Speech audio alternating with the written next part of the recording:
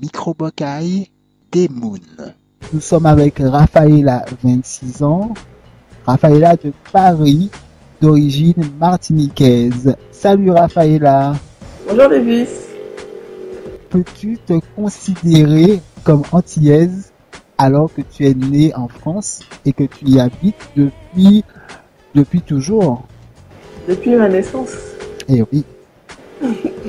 Est-ce que tu te considères comme une vraie antillaise, même si tu n'es pas née en Martinique? Eh bien, oui.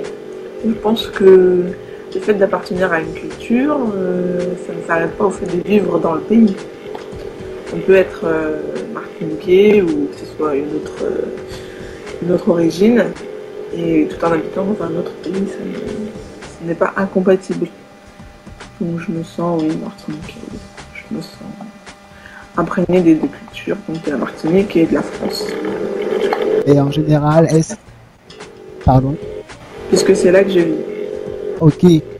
Justement, tu vis en France, et est-ce que tu vis plutôt comme une Martiniquaise ou plutôt comme une Française? C'est un peu bizarre comme question. Qu'est-ce que c'est vivre comme une Martiniquaise et qu'est-ce que c'est vivre comme... Par rapport aux traditions martiniquaises, par rapport à l'alimentation martiniquaise. Bon, je sais que en France, vous ne pouvez pas forcément aussi facilement avoir tous les légumes martiniquais, tous les plats antillais, bien qu'il y a, je suppose, des restaurants antillais, par exemple. Donc, est-ce que je mange local? Est-ce que... Voilà. Ce genre de choses. Est-ce que j'ai des traditions martiniquaises? Pendant les fêtes, par exemple, ce genre de choses. Ouais. Je dirais que je mange local, oui, mais pas tous les jours. Mais oui, on mange régulièrement des produits dits exotiques, puisqu'on a une petite boutique, et en général ce sont des Chinois qui tiennent ce genre de boutique. Produits exotiques, on peut acheter des bananes plantains, des bananes jaunes, des patates douces, du poisson, même des floupes. Ah, c'est super. Enfin, tout ce qu'on peut trouver aux Antilles. Vous avez même des bananes de Tinin, par exemple, en France. Ouais. Ah ben, vive les Chinois. Ouais. Ce sont les Chinois qui tiennent des genres de boutiques en général. Alors, je sais, Rafaela, que tu tiens à savoir parler créole martiniquais. Pourquoi? Qu'est-ce que ça va te porter? Je pense que c'est une bonne manière de redécouvrir sa culture, de renouer avec la langue. Donc, puisque j'ai entendu quand j'étais petite la langue autour de moi, mais je ne suis pas capable de la parler correctement, donc j'aimerais pouvoir la parler correctement et communiquer avec des personnes qui viennent de la Martinique ou des Antilles, ou des personnes qui comprennent et qui peuvent parler créole. Je pense que ça fait partie de la culture aussi. Microbocaille des Moon. Tu as dit que quand tu étais petite, tu entendais autour de toi parler créole martiniquais, puisque tu venais régulièrement en Martinique, grâce, on peut le dire, au congé bonifié. Qu'est-ce que ces séjours en Martinique, ton pays d'origine, représentaient pour toi?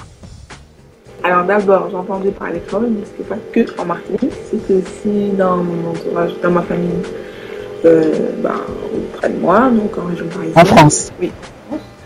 Donc par ma grand-mère, ma mère, mais assez peu, donc avec la famille plutôt.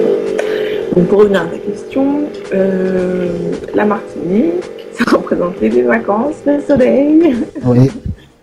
Le retour avec la famille, la découverte d'un autre mode de vie. Et voilà, c'est associé tout de suite au plaisir des vacances, la farniente, ce genre de choses. On allait retrouver notre arrière-grand-mère à la campagne. Et voilà, c'était une autre façon de vivre, puisque à Paris, on vit en ville. Et quand on partait en Martinique, on était à la campagne. Donc on refaisait connaissance avec la nature, avec tous les arbres fruitiers, avec un autre mode de vie, puisqu'on avait un peu moins besoin de tout acheter, puisqu'on pouvait prendre dans le jardin des fruits, des légumes, aller pêcher, ce genre de choses. Ouais. On peut absolument pas faire à Paris.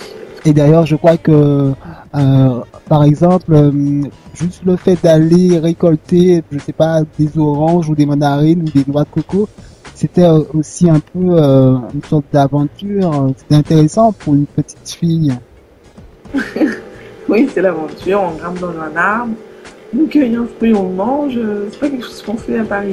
Une noix de coco aussi, ou un fruit à pain, parce que le fruit à pain, il n'y en a pas en France. Donc c'est tout plein de différentes sortes de fruits et de légumes qu'on retrouve. Évidemment, les mangos, ce genre de choses. Voilà.